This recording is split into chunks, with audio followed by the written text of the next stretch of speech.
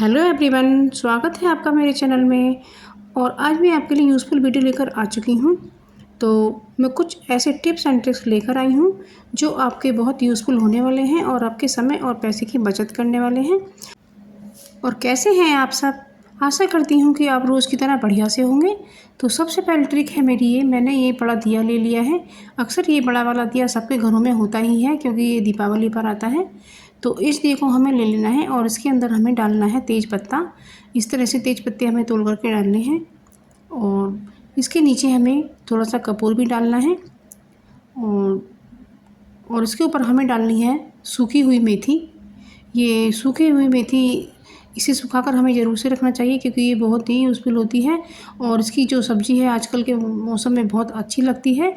और तो नहीं सुखा के रखते हैं तो आप ज़रूर से रखिएगा। तो मैंने इसमें डाला है सरसों का तेल जो सबके घरों में अवेलेबल रहता है। और आपके पास नीम का तेल हो तो वो भी डाल सकते हैं। और मैंने इसमें डाला है हैंड सैनिटाइज़र क्योंकि इसमें जो खुशबू होती है वो मच्छरों को बिल्कुल भी पसंद नहीं होती है। और इसमें पेट्रोल होता है तो इसे जो जलने की महक आती है और उससे जो धुआं निकलता है तो वही हमें चाहिए। तो इससे क्या होता है फ्रेंड्स कि इससे मक्खी और मच्छर या छिपकली भी दूर दूर भाग जाते हैं और ये आपके घर में बिल्कुल भी नहीं घुसेंगे और ना ही आपके बच्चों को काटेंगे। और इसमें हमने ऐड की है थोड़ी सी अजवाइन। तो अजवाइन की जब दूर दूर तक महक जाती है तो मक्खी मच्छर दूर तक भाग जाते हैं। तो ये ज़रूर से कीजिएगा, ये बहुत ही अच्छा घरेलू उपाय है। क्योंकि जब हम बाज़ार से कोयल या कोई भी दवाई लेकर आते हैं तो उससे क्या होता है कि वो हमारे बच्चों या हमारे फेफड़ों में धीरे धीरे जाती रहती है और वो हमें बहुत ही नुकसान देती है। और ये घरेलू चीज़ें होती हैं, ये हमें बिल्कुल भी नुकसान नहीं देती हैं। और इसी तरह से हमें धुआं करना है ताकि कोने में छिपे मच्छर बाहर निकल सकें। अब ये दूसरी ट्रिक हमारी आती है, जो ये हाथ के जो धोने के सोप होते हैं तो हमें इस तरीके से ले लेना है। ये जो बड़े पैकेट होते हैं ये नहीं हमें लेना है क्योंकि इसमें हमें कभी कभी इस पर छूट मिल जाती है और हमें एक के साथ एक फ्री भी मिल जाता है। इसका हमें फ़ायदा होता है जिससे हमारे पैसों की बचत होती है। तो आप इसका भी ध्यान ज़रूर से रखिएगा। इससे आप बड़ा पैकेट ही लें, छोटा पैकेट बिल्कुल ना लें। तो इसमें हमें पैसों की बचत होती है। तो ये भी ट्रिक आपको ज़रूर से पसंद आई होगी। ये बहुत ही अच्छी ट्रिक है, आप ज़रूर से ध्यान कीजिएगा। अब दूसरी ट्रिक आती है हमारी कि ये जो हमारा पुराना टॉवल होता है और हमें किचन टॉवल लेने खरीदने की कोई ज़रूरत नहीं है और इसे ही काट करके हमें छोटे छोटे किचन के लिए टॉवल बना लेने हैं। तो इससे भी हमारे ढेर सारे पैसे की बचत होती है। अब ये तीसरी ट्रिक आती है हमारी। हमने लिया है आधा चम्मच नमक और इसमें डालते हैं हम थोड़ा सरसों का तेल और हमें उंगली से इसे मलते जाना है और मल करके इसे एक सॉफ्ट पेस्ट सा बना लेना है। और ये जब आपके दांत पीले पड़ जाते हैं तो या फिर आपके मसूड़ों में दर्द होने लगता है या सूजन होने लगती है तो उसके लिए बहुत ही अच्छा इलाज है। ये पुराने समय से चला आ रहा है, ये दादी नानी का बताया हुआ नुस्खा है, आप इसे ज़रूर से कीजिएगा। तो इसी तरह से उंगली से इसे अच्छी तरह मल करके अपने दांतों पर रब कीजिएगा। तो आप देख सकते हैं फ्रेंड्स किस तरह से मैं कर रही हूँ, इसी तरह से कीजिएगा। आप मेरे चैनल पर नए हैं तो मेरे चैनल को ज़रूर से सब्सक्राइब कीजिएगा और मेरे वीडियो को पसंद आने पर लाइक शेयर कमेंट कीजिएगा। तो आप देख सकते हैं कि हाथ पर मैं उंगली से किस तरह से रब कर रही हूँ, आपको भी इसी तरह से करना है। तो इससे क्या होगा, आपके जो दांत हैं उनका सब पीलापन खत्म हो जाएगा और दर्द सूजन निकल जाएगा। अब अगली ट्रिक आती है हमारी आटे को लेकर। जब हम थोड़ा सा आटा गूंथते हैं और हमें बिना हाथ लगाए ही उसे गूंथना है तो हमें क्या करना है, हमें लेना है एक कटोरी आटा और उसके अंदर हमें आधा कटोरी ही पानी डालना है। इससे फ्रेंड्स पतला भी बिल्कुल नहीं होगा और बिल्कुल सही होगा। आप देख सकते हैं मैंने इसमें थोड़ा सा नमक भी ऐड किया है और विस्कर से इस तरह से हम आटा गूंथ लेते हैं। मैंने थोड़ा सा जो पानी बचाया था वो भी इसमें ही काम आ गया है। तो पूरा आधा कटोरी पानी इसमें लग गया है। तो देख सकते हैं कि हमने बिना हाथ लगाए आटा अपना गूंथ लिया है और हमने हाथों पर थोड़ा सा तेल लगा करके इसे इकट्ठा कर लिया है। तो हमारा आटा तैयार है। आप इससे पूरी पराठे रोटी कुछ भी बना सकती हैं। तो इस तरह से जब आपको थोड़ा सा आटा गूंथना हो तो बिना हाथ लगाए ही कर सकते हैं, तो इससे जल्दी काम हो जाता है। तो ये बहुत ही यूज़फुल सी ट्रिक है। अब अगली ट्रिक आती है हमारी, जो हमारा ये बिस्कर है इसको हमें किस तरह से साफ़ करना है। तो फ्रेंड जब आप बिस्कर से कुछ काम करें तो उसे हाथ के हाथ ही साफ़ कर देना चाहिए, नहीं तो ये सूख करके इसके जो तार है इसमें जम जाता है और फिर इसे निकालना मुश्किल हो जाता है।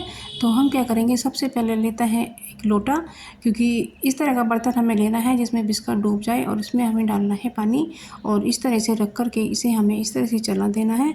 आप देखेंगे कि जो इसका आटा है वो सब बाहर निकल गया है।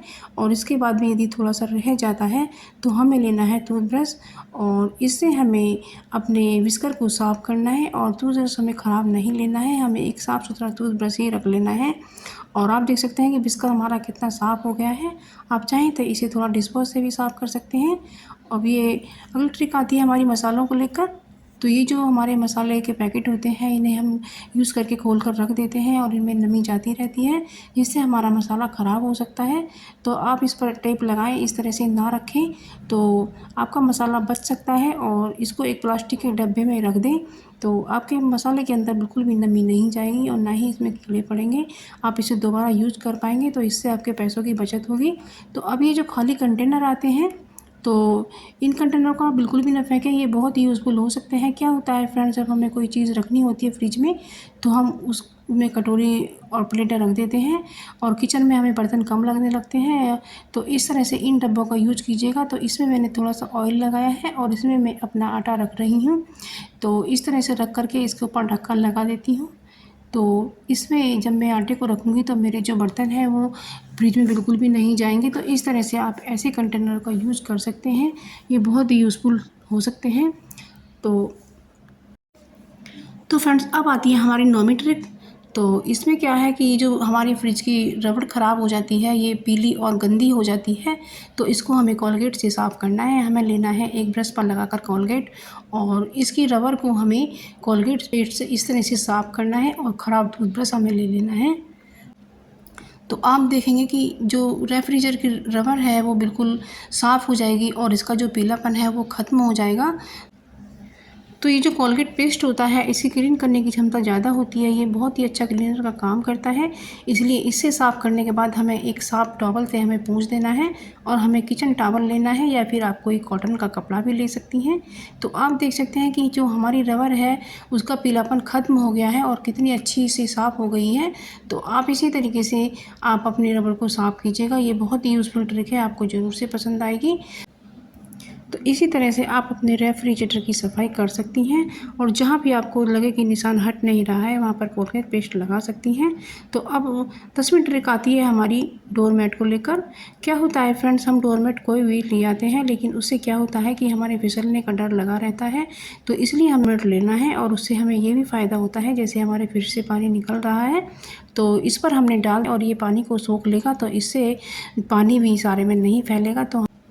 तो हमें जब डोरमेट का चयन करना है तो हमें कॉटन का ही करना है, हमें फिसलने वाला कोई भी डोरमेट नहीं लेना है। तो फ्रेंड्स ये टिप्स एंड ट्रिक्स आपको ज़रूर से पसंद आई होंगी। तो फ्रेंड्स आप मुझे कमेंट सेक्शन में ज़रूर बताइएगा कि आपको पहले से कौन सी टिप का पता था। और आप मेरे चैनल पर नए हैं तो मेरे चैनल को सब्सक्राइब कीजिएगा और सब्सक्राइब करके आप भी यूट्यूब फैमिली में शामिल हो जाइएगा। तो मिलते हैं एक नई वीडियो के साथ में, तब तक के लिए बाय बाय।